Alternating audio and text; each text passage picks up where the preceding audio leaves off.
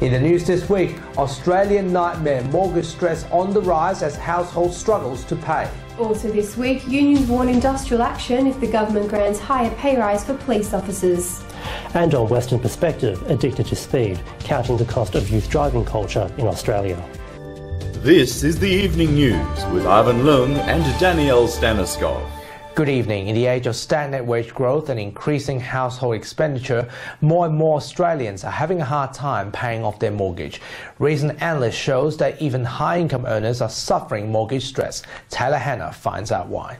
High-income earners have always been considered as high flyers when it comes to lifestyle and housing affordability, but recent reports highlight that 300,000 households in Australia's wealthiest suburbs are now facing mortgage stress as a result of total household spending. The households are not flexible enough, or they don't have enough knowledge and discipline to cut back on those expenses. Despite interest rates declining to a record low, household spending remains constant, putting many homeowners in financially stressful positions. Will they be forced to sell out? The question is left up to them, because if they can save or cut back on spending, there's no reason why they can't get ahead. Industry experts say with interest rates at a low and the property market being in its prime, it's now a good time to buy into the housing market. The property market has probably seen a decrease in house prices by about 10% in the last 5 years, which has meant that the median house price has come down from a high of $560,000 to about $505,000. Cutting unnecessary spending and only allocating 30% of your income towards your mortgage repayments is the key to avoiding mortgage stress. Taylor Hanna, WAMN News. The police pay dispute has continued to heat up this week, with Police Minister Michelle Roberts remaining firm on the offer. The public sector union warns if the state government relents, it may trigger industrial action. Andrew Fuster reports. Michelle Roberts criticised the action the police union took after it instructed members to only respond to life-threatening calls.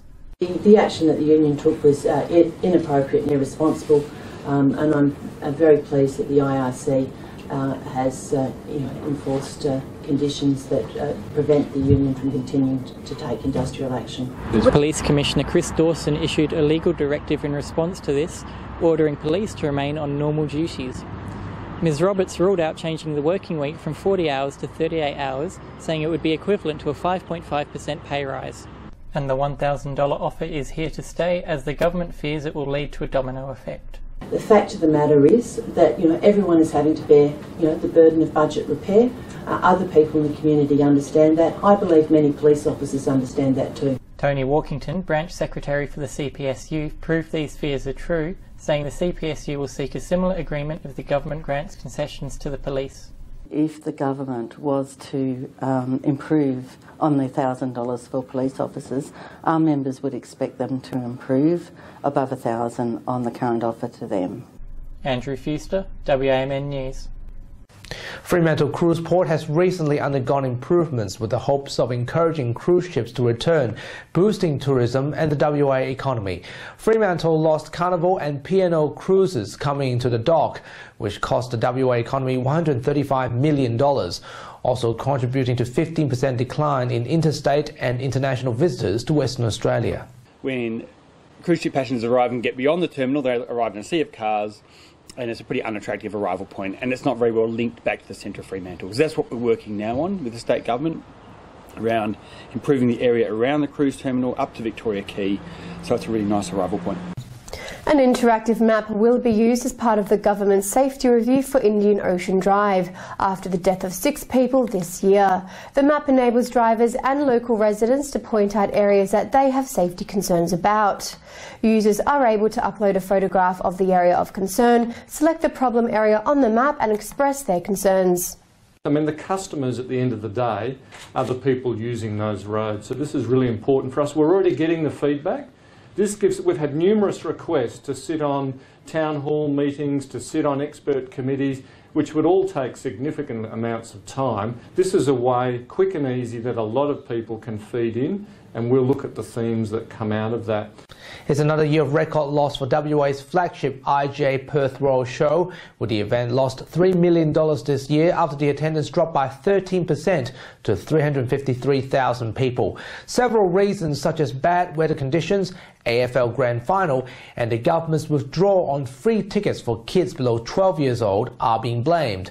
Despite the setback, organisers and exhibitors are confident that the event will continue into the future, with hopes that agriculture will remain the biggest drawcard. Japanese Prime Minister Shinzo Abe has dissolved the parliament, marking the beginning of the national election campaign. Polls will be held on the 22nd of October, with Mr Abe basing his campaign for stronger attitude against North Korea and promote the new tax agenda. However, there are rising support for the opposition, with former Tokyo Governor throwing his hat in the election race.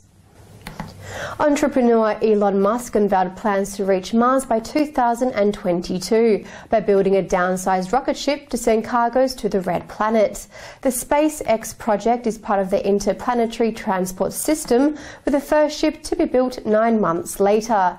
The key mission for the rocket is to equip Mars with life-supporting infrastructure before humans arrive on the planet by 2024.